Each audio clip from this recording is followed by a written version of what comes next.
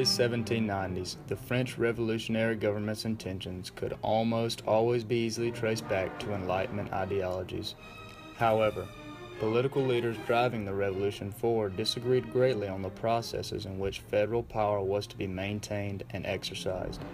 In an era known as the Reign of Terror, tens of thousands of French citizens were executed.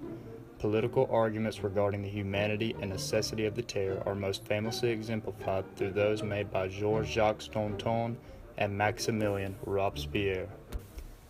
By persistently pushing the line of power exercised by the revolutionary government, Robespierre seems to maintain the underlying belief that it was better to be feared than respected. Nicknamed the Incorruptible, Robespierre fought for power through scare tactics and the implementation of the law of suspects, executing anyone who was suspicious of being an enemy of the Republic. As he and the French public grew desensitized to the horrors of the guillotine, Robespierre battled to retain federal support of his ideologies.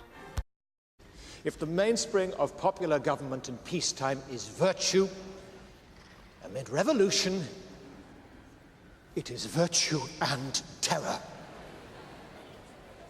Virtue without which terror is cruel, terror without which virtue is impotent. Terror is nothing but prompt, severe, inflexible justice. It is therefore an emanation of virtue.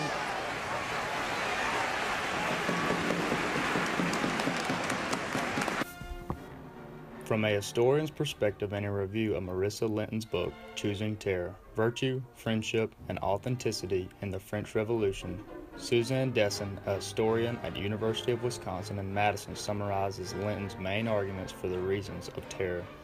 In this book, Linton analyzes politics during the revolution up until the end of Robespierre. To her, she did not think the terror came from a flawed ideology. Dessin summarizes what Linton did blame. Individual Jacobins made a series of contingent choices as they faced the crushing circumstances of war, invasion, counter-revolution, and civil war.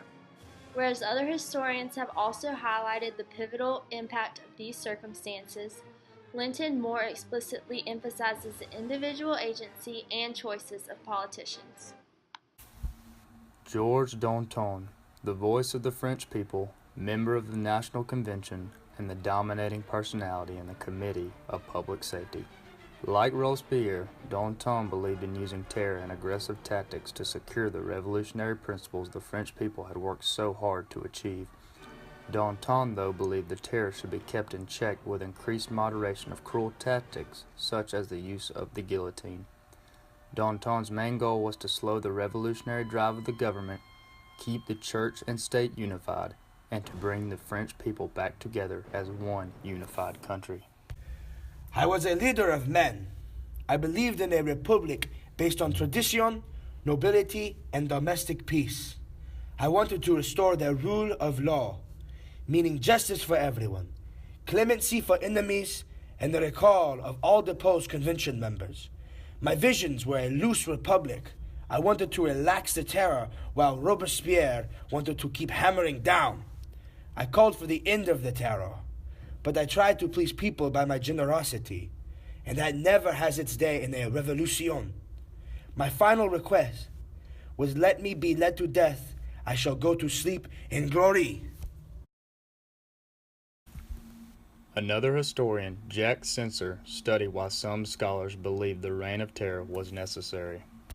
Taking their lead from Albert Matthias, who wrote mainly before 1930, such scholars generally asserted that the terror had been necessary to protect the new Democratic Republic regime, established in 1789 through 1792 from its enemies, and thus a causes required little further explanation. Robespierre believed fear was necessary, therefore, to keep support. The Reign of Terror was necessary. In Danton's eyes, the revolutionary drive needed to be slowed down, the church and state needed to be unified, and the country needed to remain unified. Dessin and Linton give an overview of how Robespierre and Danton could both be justified, while Sensor gives us some scholars' opinion on why the Reign of Terror was necessary. Overall, there are multiple possible opinions on whether the Reign of Terror was necessary or not. Justification cannot be clearly made, but with multiple opinions, several perspectives can be studied when determining whether it was necessary or not.